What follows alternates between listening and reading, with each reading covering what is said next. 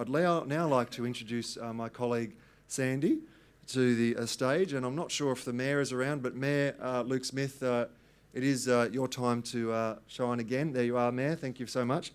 I'd like to introduce Sandy to the stage, the Director of Future Cities Collaboration at the University of Sydney, who will be facilitating this session.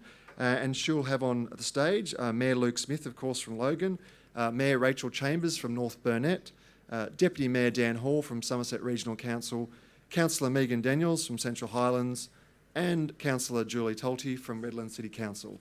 So, Sandy, over to you, and Councillor colleagues, thank you again. This should be a fantastic session. More chairs. Indeed, more chairs. Thank you so much, Brooke. I think we're just waiting for one more chair.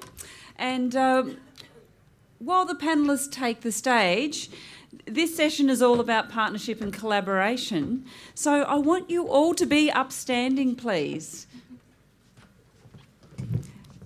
And I would like you to either take 2 steps to the left or the right, or turn around, but shake the hand of a person you don't know and learn something from them.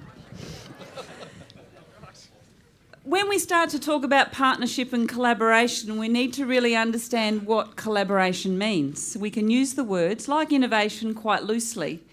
To me, collaboration is about a genuine interaction where you learn something from another person and they learn something from you. And that creates new ideas and potentially movement forward. So, Santi Burgoyne, if you were here yesterday and you did the postcode question, I was the only answer that didn't have a 4 in front of it. I was 3305, which is Southwest Victoria. I'm sure our international guests may have entered a 0 or something. So I live in Southwest Victoria. I call myself a digital nomad because my work takes me across all boundaries, both state and national. I was the founding director of the Future Cities Collaborative, so collaboration is my day job. The Future Cities Collaborative was born from the desire to build capacity of urban leaders, and at that time it was predominantly elected officials of local government, so they had greater understanding of what a future might look like for their communities and cities. Out of that, the desire was for those elected leaders to continue to work and learn from one another, hence why we called it the Future Cities Collaborative. That work continues now under the Cities Leadership Institute, but I continue to work in that area. Last year, one of the last pieces of work we did under Future Cities Collaborative was on how smart are Australian cities. And I was fortunate enough to spend time in 4 or 5 larger cities. Sunshine Coast was one of them. I had a lovely time, actually. I wished I could stay for a couple of weeks there. City of Newcastle, City of Adelaide, City of Melbourne. And one of the key learnings from that was every one of those cities had collaboration as the core part of their innovation and smart city strategy. But who did they collaborate with? So they're the questions I want you to think about. Who do you collaborate with? What for? How? To what benefit? And they're the sorts of questions that we'll be asking the panel. So, yesterday Kim spoke about us creating a platform. So as local government, you have an open environment to invite people into your house and have a party or not. I think Councillor Rachel Daniels said we don't always need a house, we just need a place. So let me introduce our panel members, who I'll then ask some questions, but then I'll be coming to you as the audience members to ask some really tricky questions. To my left, Councillor Meg Daniels. Meg, would you like to say where you're from? Hello, Councillor Megan Daniels. I'm from Emerald and I'm on the Central Highlands Regional Council elected member. My background is I've actually come from a rural background of grazing. We've got 4 generations of grazing in my family, and I've got agribusiness and natural resource management and community as interest areas. Thank you, Megan. And can I put you on the spot, Megan, and say, what does collaboration mean to you? Oh gosh, I mean, collaboration is the most important thing for all of our communities at every different area, whether it's economic advancement or working with in education. It's something you do every day and is vital to the future. Thank you, Megan. Councillor Julie Salter from Redlands. Julie Talty. Julie Telty. Well, yes, I'm here today representing Karen Williams, who's our mayor.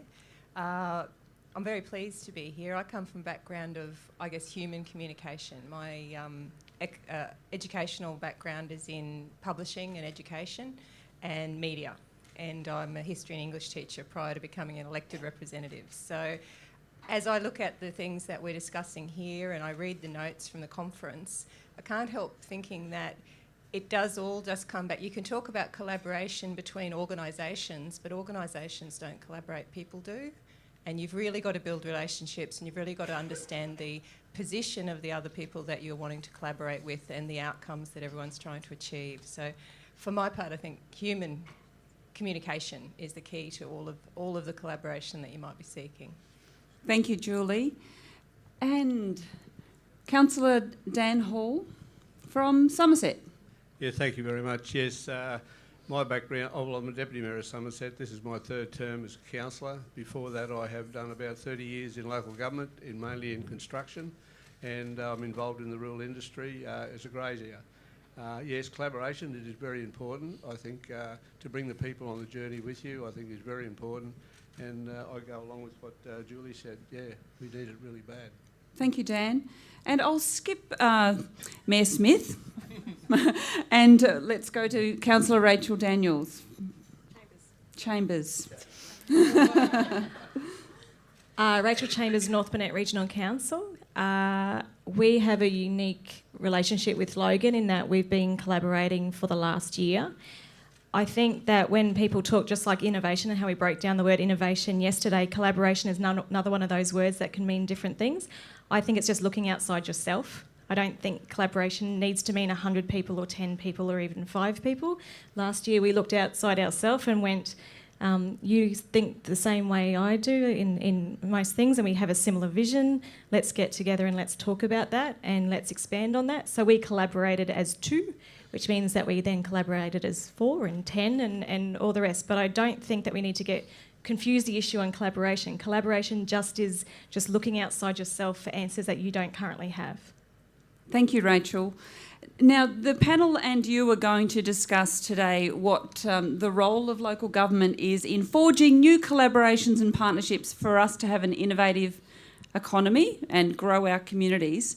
So I will start with Mayor Luke Smith to ask the question about, obviously in this funding environment, we've got a lot of federal funding and state funding, and one of the requirements is collaboration in order to work together to improve broader areas. Mayor, can you perhaps talk a little bit about how local, state and federal government can work together to improve communities? That's just a very easy one.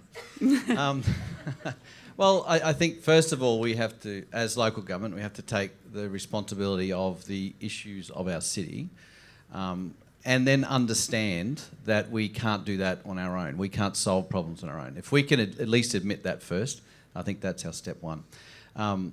Secondly, I have to say we have, without a doubt, the best relationship with any state government, with this state government, than we've ever had before.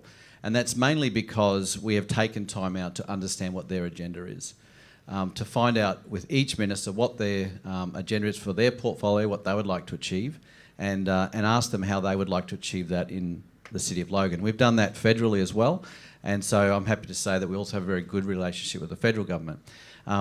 So when we walk into ministers' offices, instead of sitting there and saying, we want you to fix the road and we want $100 million today, and if we don't do that, we're going to scream and carry on and make you look really bad. Ministers get that all the time. And in fact, there was one minister we met with in Canberra. He just literally sat down and said, what do you want? How much is it going to cost me? That was the beginning of the meeting, and I thought, wow, this is going to go really well. So I said, well, look, this is your portfolio. I'd really like to know what you would like to achieve in your term of office and see how we can help you achieve that in our city. And of course, when we bring things back to Logan, it's obviously going to have a regional effect, because if Logan is successful in some areas, then it provides jobs for people in Redlands, Ipswich, Scenic Rem and those around us, because economic development doesn't have any boundaries.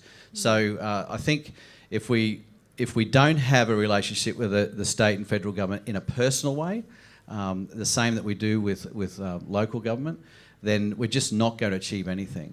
So we can't sit down anymore and say in isolation we are just the City of Logan and no one else exists. It's quite funny when you see presentations of councils, there's the outline of the council and then the rest is blank. Because we're the only map in the world, but instead we should be saying this is where we fit in southeast Queensland, this is where we fit in Queensland, and this is where we fit in Australia. And we've got to take a national perspective of our responsibility, and if we do that, then collaboration just comes easily, because we naturally network. And if we can help each other solve problems, then having that relationship with all levels of government is just going to work a lot better. Wonderful. It's like removing boundaries both across local government areas and across states. So you're collectively working towards a common agenda, but grounded in your own community. Rachel Chambers, what would you like to add to Luke's comments from your perspective, being quite a more regional community? I probably have an example to sort of demonstrate this. So that I hold the water portfolio for our Webb-Rock region, which includes Bundaberg, Fraser Coast, Gympie, North and South Burnett. So it's quite a large area. And in that portfolio, we speak to 7 state government ministers, because they all do a different part of water. And that we sat down a couple of weeks ago and we looked at the problem. And for me, I looked at the problem with the 2 catchment areas. So rivers run through different LGAs that they actually don't understand where borders are, so they just keep going. So we looked at the water as a whole catchment and a whole river, and we came up with some solutions. And I sat there, it only took about 3 or 4 hours, and I sat there and said, am I missing something? Wait a minute, just slow down, this has gone far too well. This is not how things happen in government. And they said, no, you're not missing anything. So I said, why did this work? And they said, you're the first person who has ever looked at this without local government boundaries.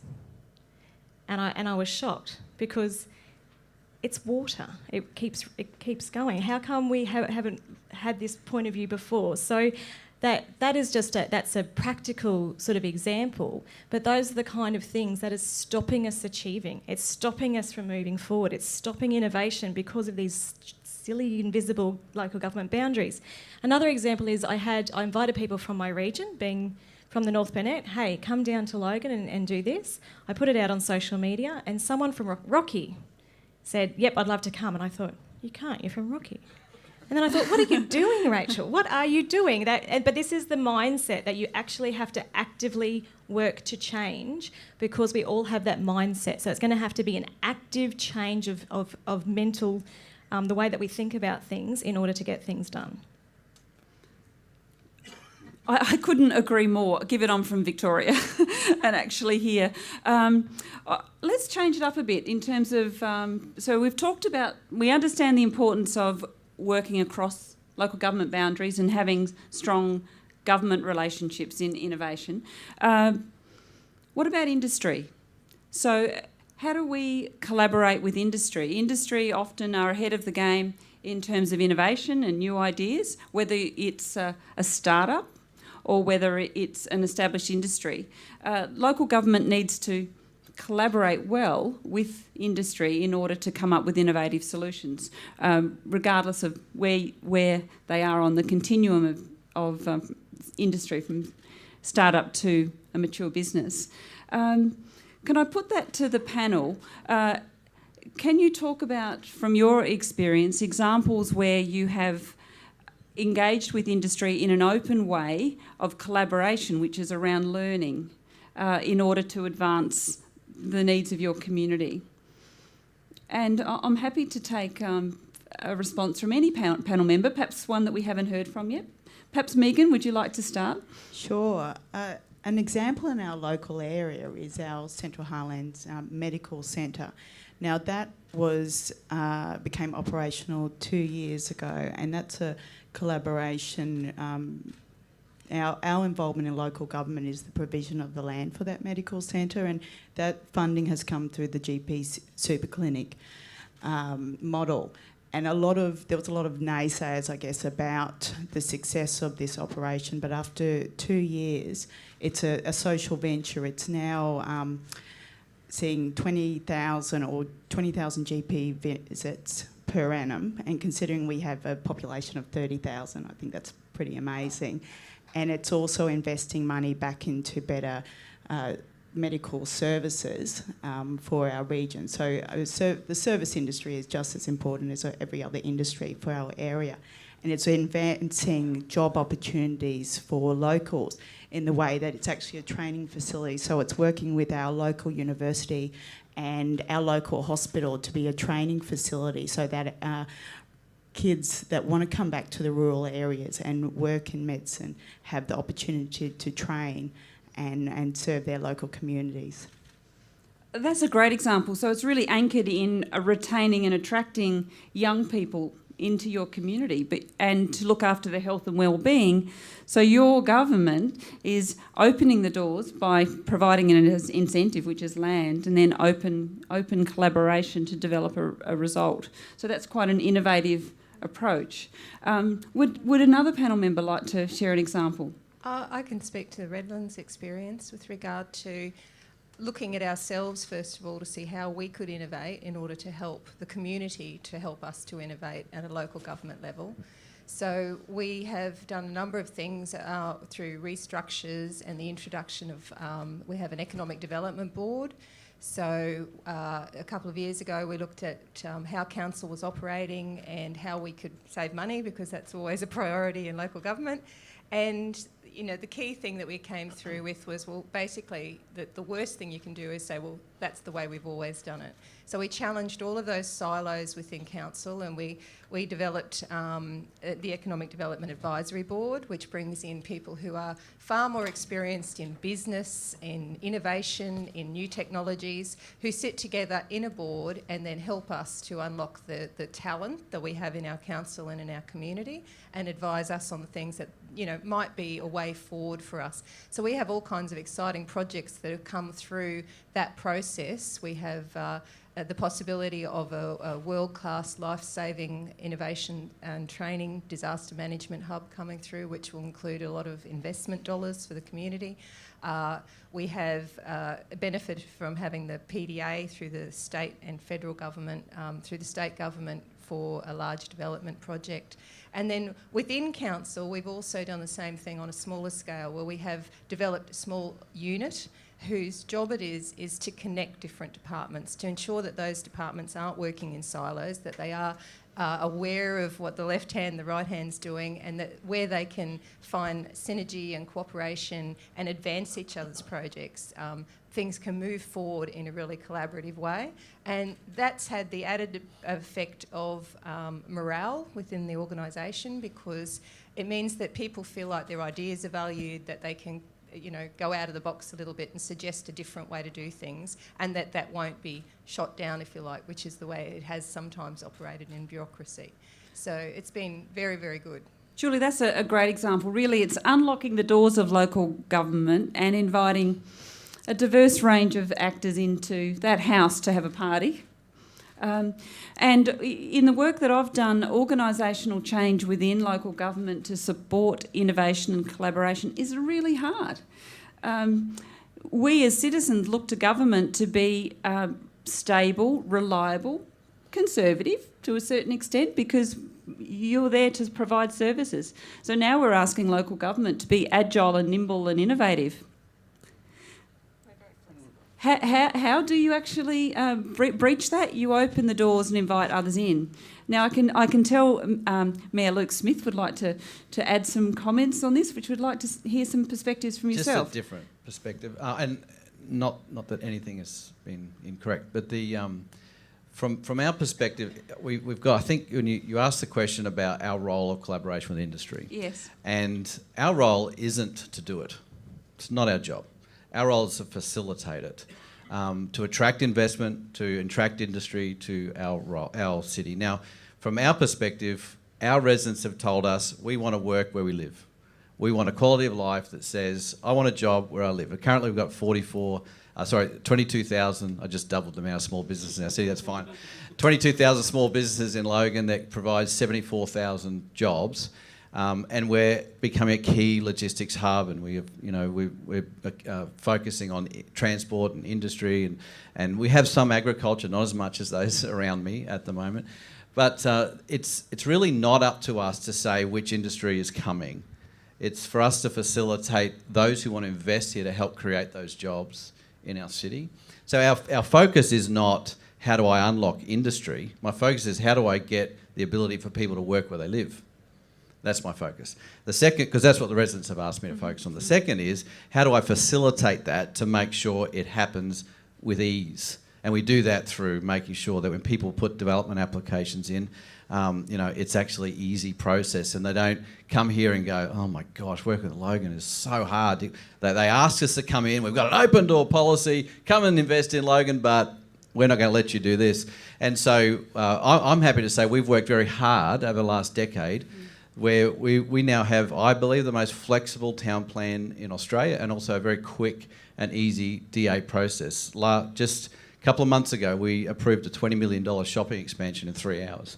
And it was all because we streamlined the process. So it's about facilitating the opportunity and guiding the process. Now, we obviously want to create our vision of where we want to be, what we want to look like, and we'll work around behind the scenes in that space, and that's more about how we raise the vision of our community. But to facilitate it is our role, not to do it.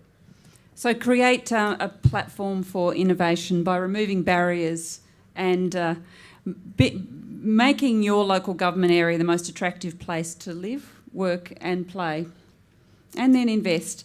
And I think we've got a bit of a competition here between Councillor Dan Hall and Councillor Rachel Chambers. So, Rachel, I actually need to pass it over to Councillor Dan. Apparently the future is female, so I'd be very careful. Did you notice I was tempted to chime in on that at the beginning of this, but I didn't. But I will make some comments later about that. But Councillor Dan. Yeah, okay. What we're doing ourselves, like we're working with the industry ourselves to try to bring industry into our area. And at this stage, we just approved the first stages of a big food precinct out at Cominion. And it will be a quail and chicken place where... You're the chicken man. No, Where's I'm Brooke? not the chicken man. No. Dan the chicken man. There we go. No, I won't go into that. But anyhow, we've done the first stages of the approval of that, and it's going to be a massive industry. It's taken in about, I think it'll deal on 2,000 acres or 1,000 acres of land, and it will be a restaurant. The whole works right from the top where they're bred till they're killed, and they'll go exported and everything overseas. And we're working quite well with them, and that's only one part of it. And on the other end of our industry, we're working with the Meatworks at Kilcoy. As everyone knows, there's a Meatworks at Kilcoy. We've just done all the approvals to expand that, and there'll be I think by the end of next year there'll be about 1,200 people employed there.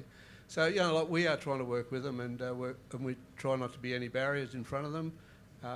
And I think it's going pretty well.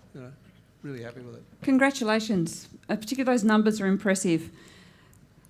Can I speak about the future is female? I think what that means is that we all need to bring a level of emotional intelligence to our collaborations.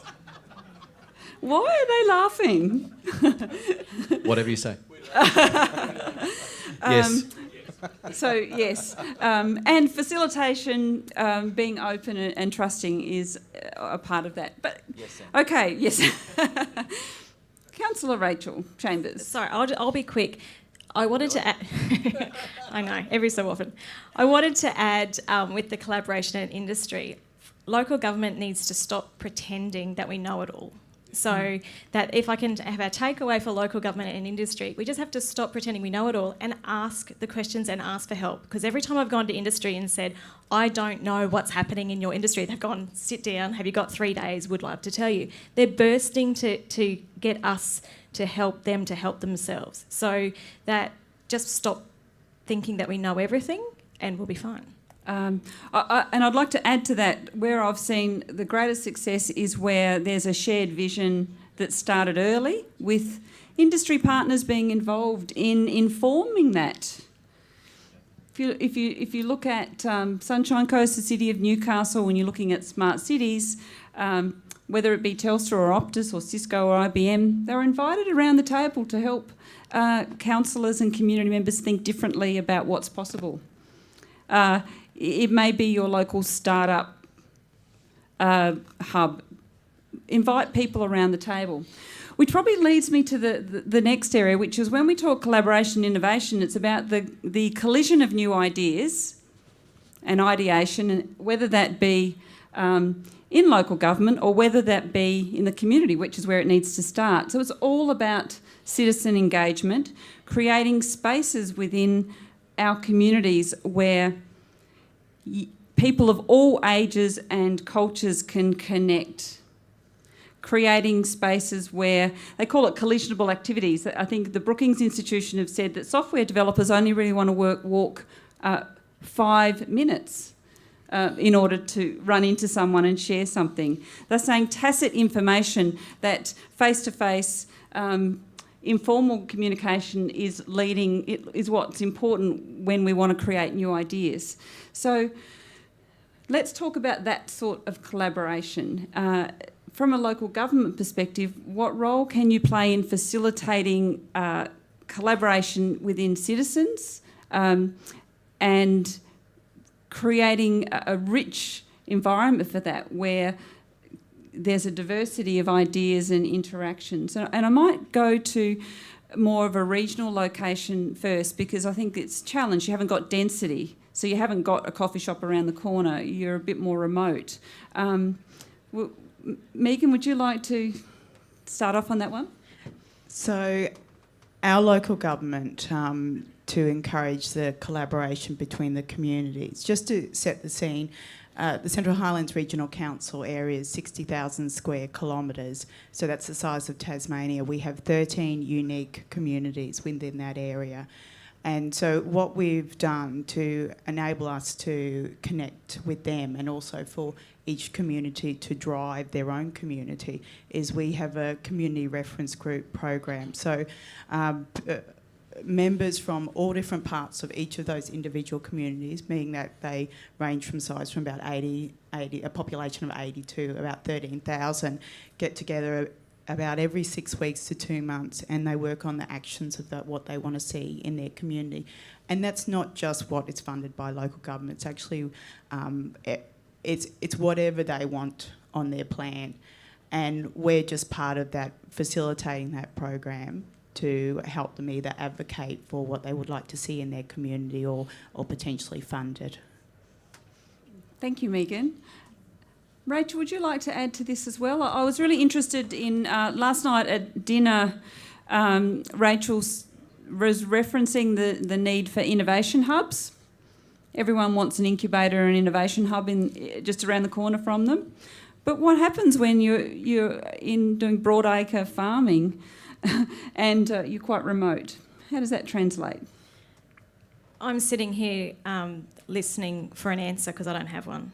That I struggle with this. I struggle with this because of the geographic locations of our towns in our areas, as regional areas do, that I haven't nailed it. I'm not 100% sure. There's actually 3 people from my region sitting out the back talking right now on how we translate what we've got here back in our area. And there's a really great, I'm a big fan of TED Talks. There's a really great TED Talk called How to Start a Movement. And it says the first person, the one with the idea, is not the person to start a movement. It's actually the second person who takes that idea and does something with it, who is capable of great change. The first follower. It's called the first follower. First follower, sorry. Yes. So I'm hoping there's like 2, 3 and 4 followers out there that can take it back and start a movement. But as I have said, it's about people and it's about finding like-minded people. And I love the idea of community reference groups, but if anyone else has any information that will help regional areas, I think that we're all ears, that we just don't have the answer. And I think we need to borrow from what Mayor Luke Smith spoke about. That is about us, local government, being facilitators. I struggle also with what Rachel was saying, being in living in a remote area where the urban area is 8,000 people. And I think about, well, where is the innovation hub? We don't have one. But what I look at, which is what Rachel was speaking about last night, is you look where the people are. Where are the people? They have to come into town at some point. They are meeting somewhere. Is it the library? Is it the local coffee shop? Where do people congregate? And that's where you can build from that within more of a regional area. Can I also Mayor add, Smith. Sandy, I've got Merrick sitting over here with Telstra Innovation, so here's an opportunity for you, Merrick. I hope you're listening. Yes, that's the next plug. Might be helpful. Maybe there's something you guys are doing at Telstra that could help with this. Thanks, Luke. Yeah, look, absolutely. I was thinking... Actually, you didn't go through the chair for that. I am a board director, so I do understand the protocol. But Merrick, I know you well, and I was going to flick over to you, but please.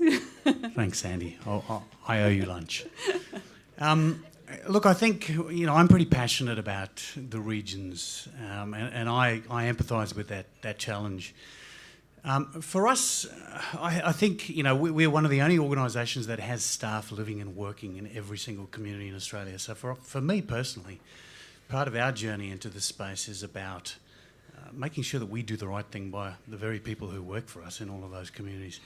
I think specifically around innovation, I talking to Luke last week actually, I think having somebody who can drive that agenda forward that the council works with, an entrepreneur in residence type person, is a great way to start. Frankly, trying to drive the agenda yourself is going to be difficult without somebody like that. After this morning's debate, actually, I would suggest probably a fascinating concept would be having an artist in residence to bring some of that kind of creativity to the table. But I think what you need to do is you need to align with the potential areas of unique value proposition that you have. So one of the compelling things for regional communities is co-creation diversity. And what I mean by that is that the kinds of industries that tend to exist and operate in regional areas need innovation as much as the kinds of industries and organisations that operate in larger urban centres. And so trying to facilitate innovation that aligns with those local target opportunities is a really imperative thing, because otherwise we're not going to get a broad base for innovation across all industries. It's just not going to happen if there's no innovation in the kinds of industries that exist in your local community. And I know, for example, Telstra does a lot of work with Central Highlands. I spent a couple of hours with a couple of your digital transformation guys earlier in the week, actually. We've got a way of kind of measuring the extent to which councils utilise technology for their own organisations. Central Highlands is really right up there. I know we've been involved recently in a lot of pretty leading edge activity around the drone space, which is important, and that's been happening out in Western Downs. So. Okay, thank you, Merrick. Now, a couple of things that Merrick said. There's a lot, and I'm sure he's here for today. You can speak with him. I think there are... Sandy, just before you go, if I could. Yes. Local government too, you have to remember, is we're the closest to the community. So when you say how do we collaborate with our residents, if we could just keep it there, the reality is our residents collaborate with us very quickly. If we get it wrong, we hear it straight away. I don't care where you're from in a region, you're going to hear you got that wrong. And I'm looking at Stuart and Jerry over there, who I represented in Division 6 for the last 10 years. And I can tell you now, they will give me both ideas and concerns very quickly. And all because they know that we'll take it seriously. And it's like anybody, you know, if people know that they can go to you as their representative and they can give you an idea and you will take it on board and move with it, then, or at least respond and say, we're not going to do it for this reason, that's okay, that's acceptable. And I think when we collaborate in local government, it's all just about treating people how they like to be treated. Just being heard and having the understanding that we'll make decisions together in that space. As we move through innovation, obviously in the city, innovation hubs are going to be something that are part of our new fabric, and particularly something we'll be setting up in Logan, but not just on their own. They're not just going to sit out there. We'll be saying as a council, here are some concerns we have. We want you as a group of people to come together and find solutions for that. Yeah. And that's how they can then drive past and see this open space that used to be derelict, and now it's wonderful and created, and they can say, I had a part to play in that space. And I think some key points that came out, which is around co-creation and really being out in the community so that you can engage citizens using data to be able to solve a problem. I wanted to go to an important piece which Merrick spoke about, which was the artistic and creative community. Newcastle was referenced. Newcastle actually has the highest number of artists per capita in Australia. So it's a obviously industrial, gritty town, which is full of really creative people. So their transformation was around how do we leverage that to continue to innovate our new future. So the other fact that I'll share with you is that in the US, 2/3 of college graduates from 24 to 35 choose place as their first criteria for where they're going to locate. And when I say place, what's the best place for me to live? What's the thriving, active, gritty, arty, clean, sustainable place that I can do my work and be happy and have a lovely existence? I'll throw to Councillor Dan, who's just itching to answer this. I am, Sandy, yes, I really am. Talking about artistics and artists and that, Somerset would have one, I reckon, would have per capita, would have more artists in there than they would anywhere else. The arts they have over in Somerset is unreal. The talent of the people there is fantastic, and we do have our art galleries, and then we have a big one at the end of the year. They have a big competition, and it's really, really, really good, and it does bring a lot of people together. But you got to remember, we're only a little place like these people here. We're only a horse paddock compared to them. We're only 5,500 square kilometres, but we're right on the edge of close to the coast. We've got a lot of black spots in it. Telstra, but we don't get too much of the. Anyhow, that's another story. When's your contract up? Yeah. No, well done. But no, it's, Somerset, we're really happy. And that is a lovely place to live. I must visit. So, it's a bit of God's country. Do any of the councillors have an example where they have endeavoured to connect the artistic and creative community into the local economy to create innovation or the opportunity where there's a fertile environment for new ideas? Can I say we do this badly? Okay. And so I'll just be really honest. We have not focused on this enough, and when we even in our council mayors, which represents the 11 councils of South East Queensland, and these guys will know, we put our advocacy plan in place, and it's all hard infrastructure. And we look at it and go, there's no social infrastructure here whatsoever.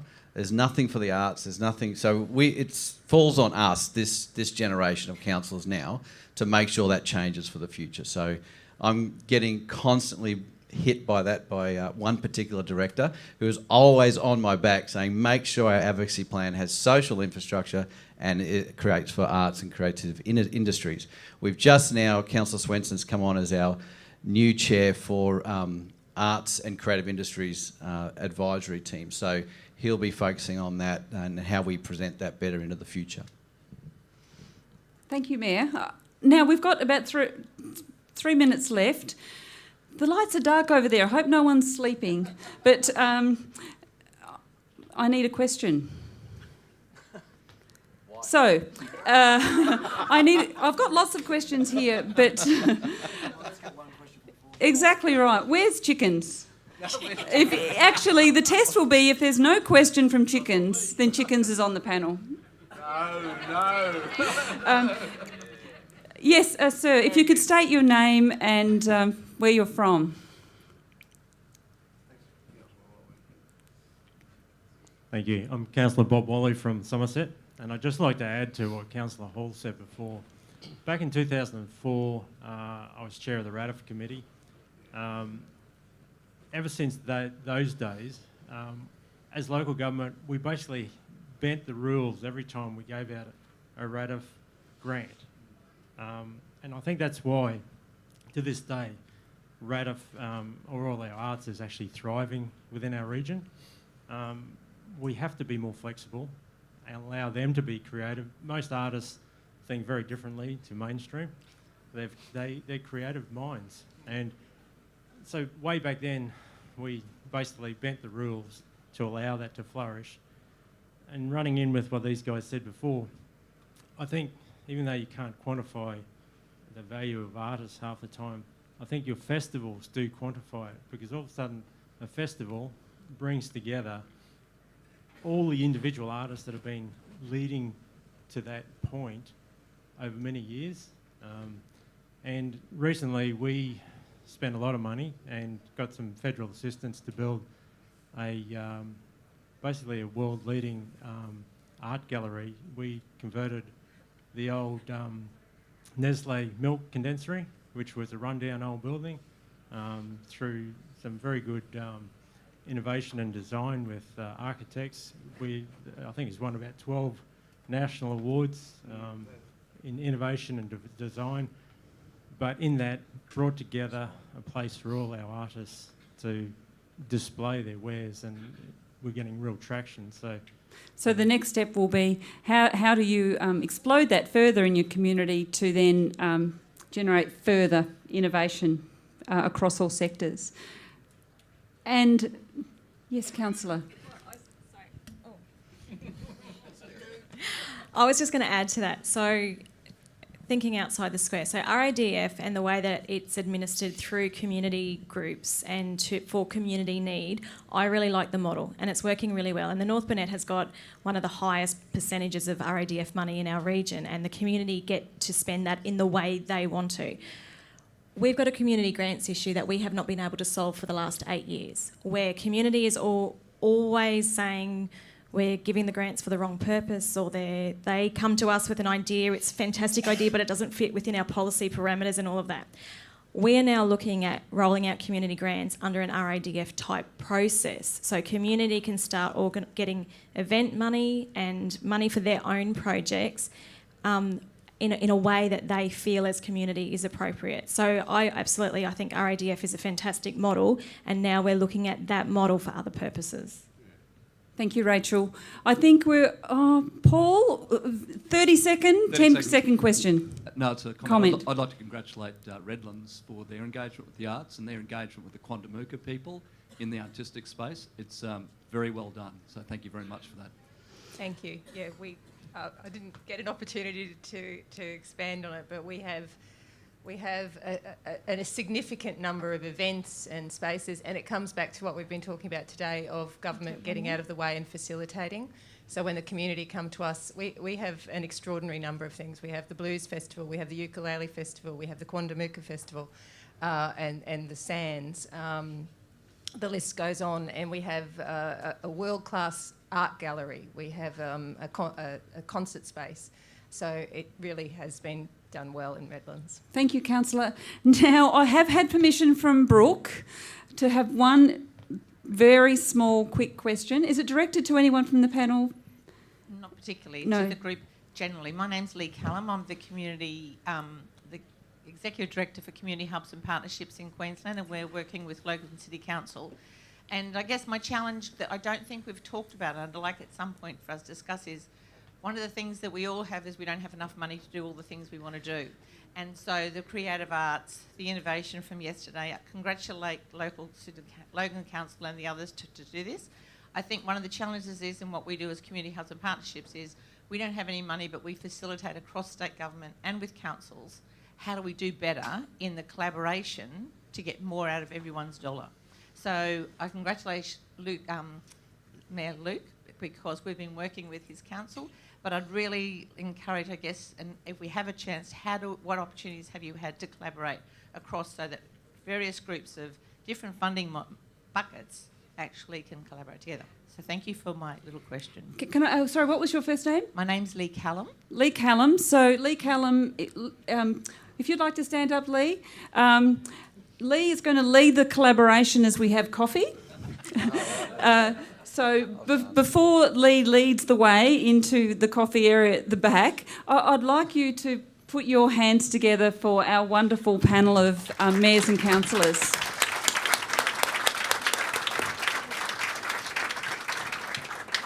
And as you have your coffee, you need to go up and shake the hands of someone you don't know and learn something from them. It may be a new idea. Thank you very much.